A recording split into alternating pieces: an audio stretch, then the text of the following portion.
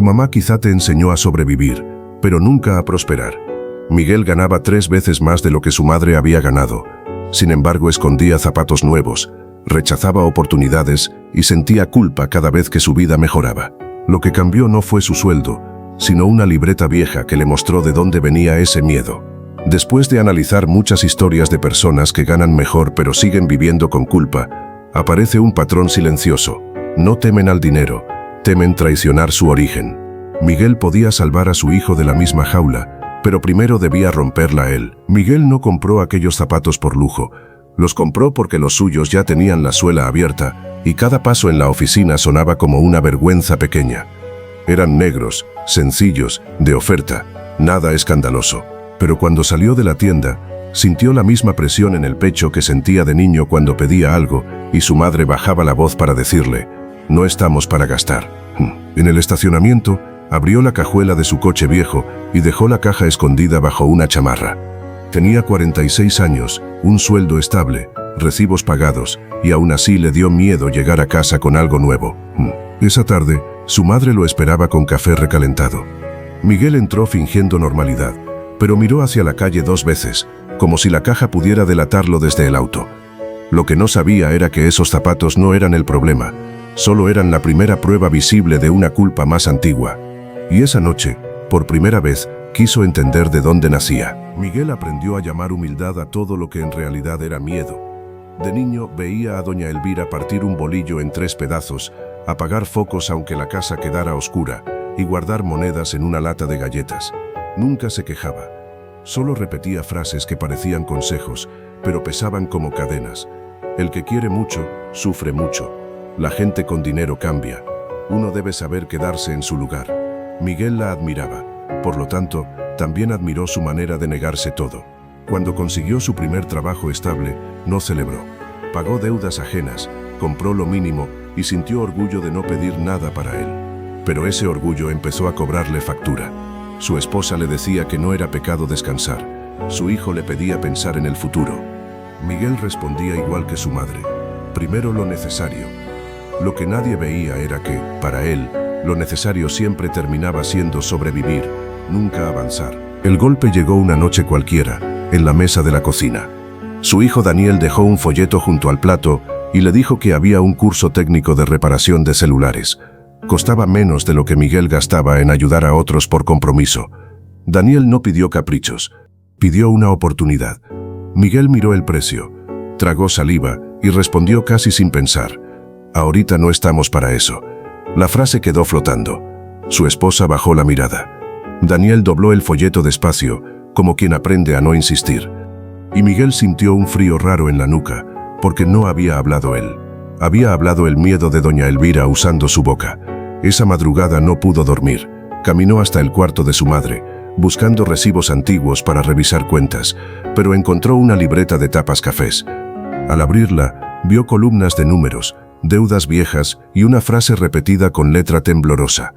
Esa frase explicaba demasiado, pero todavía no estaba listo para aceptar lo que había heredado en silencio. Miguel no cambió su vida esa madrugada. No renunció, no abrió un negocio, no hizo promesas grandes. Solo cerró la libreta de su madre, volvió a la cocina y sacó una hoja de un cuaderno escolar de Daniel. Arriba escribió 3 palabras: dinero sin culpa. Por primera vez separó sus cuentas en columnas simples: renta, comida, medicinas de su madre, deuda atrasada, ahorro pequeño y una cantidad mínima para vivir sin esconderse. Eran números modestos, pero al verlos ordenados sintió algo extraño. No era ambición, era aire. Al día siguiente no compró nada caro. Solo sacó los zapatos de la cajuela y entró con la caja en la mano. Doña Elvira los miró en silencio. Miguel sintió que el pecho se le cerraba, pero no pidió perdón. Ese fue su primer cambio, permitir que algo bueno existiera sin justificarlo. Pero ordenar el dinero fue más fácil que enfrentar la culpa, cuando su madre notó que su hijo ya no obedecía el mismo miedo, y eso abriría una grieta en casa. La grieta apareció el domingo, mientras doña Elvira doblaba ropa en la sala. Miguel puso sobre la mesa el recibo del curso de Daniel y dijo que iba a pagarlo. No lo dijo con soberbia, lo dijo bajito, como quien pide permiso sin querer pedirlo. Su madre dejó una camisa a medio doblar y soltó la frase que él más temía: ya se te está subiendo, Miguel. Acuérdate de dónde vienes. Él pudo responder. Pudo explicar que no era lujo, que era futuro, que Daniel merecía una oportunidad, pero se quedó callado. Esa misma tarde canceló la inscripción y guardó el dinero en un sobre, como si obedecer el miedo restaurara la paz, pero no hubo paz. Daniel cenó sin mirarlo. Su esposa lavó los platos sin hablar. Miguel entendió algo doloroso. Por no decepcionar a su madre, estaba decepcionando a su propio hijo. Y esa noche volvió a abrir la libreta. Esta vez no buscó cuentas, buscó el origen de aquella frase. La libreta de doña Elvira no tenía secretos grandes. Tenía algo peor: días repetidos, leche fiada, renta atrasada, zapatos remendados, medicinas partidas a la mitad. En una página, Miguel encontró la frase completa: no desear de más para no sufrir de más. Entonces entendió que su madre no odiaba el dinero, le tenía miedo a necesitarlo. Por lo tanto, Miguel empezó su propia libreta, no para volverse rico, para dejar de vivir reaccionando. Anotó cada deuda, cada gasto hecho por culpa, cada peso prestado para quedar bien y cada oportunidad rechazada por miedo al qué dirán. Durante 6 semanas llegó antes a la oficina, tomó trabajos pequeños de captura los sábados y volvió a inscribir a Daniel en el curso. No se lo contó a todos, no presumió avances, solo sostuvo decisiones incómodas. El primer mes apenas ahorró poco, pero por primera vez en años, ese dinero no venía de castigar su vida, venía de ordenar su miedo. El cambio no llegó con una noticia enorme, llegó en recibos pequeños. Miguel pagó primero una deuda atrasada de la tarjeta, luego apartó dinero para las medicinas de doña Elvira y después dejó intacto un sobre con su primer fondo de emergencia. Eran apenas unos miles de pesos, pero en su casa se sintió como abrir una ventana. Daniel empezó el curso los martes por la tarde. Miguel lo esperaba afuera, dentro del coche viejo, revisando su libreta bajo la luz amarilla de un poste. Cada clase pagada le dolía menos, cada gasto ordenado le quitaba una capa de culpa, pero el cambio más difícil fue decir no. No prestó dinero por compromiso, no escondió sus zapatos, no canceló lo que ayudaba a su hijo. Su esposa volvió a hablarle con calma en la cocina. Por primera vez, Miguel no estaba ganando para demostrar nada.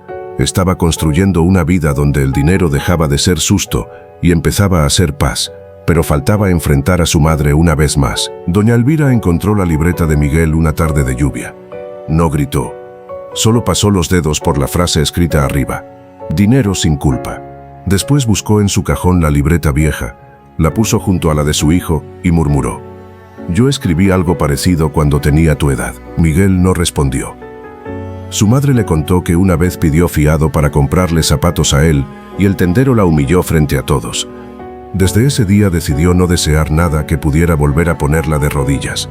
Por eso confundió prudencia con encierro. Por eso enseñó miedo creyendo que enseñaba protección. Miguel sintió que la rabia se le aflojaba. Entendió que prosperar no era traicionar a su madre, sino dejar de convertir su dolor en regla familiar. Esa noche escribió una frase nueva: venimos de poco, pero no nacimos para quedarnos asustados.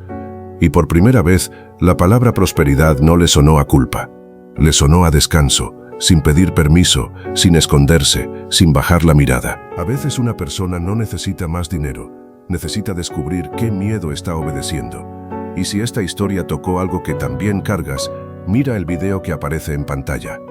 Ahí empieza otra verdad difícil sobre prosperar sin culpa hoy.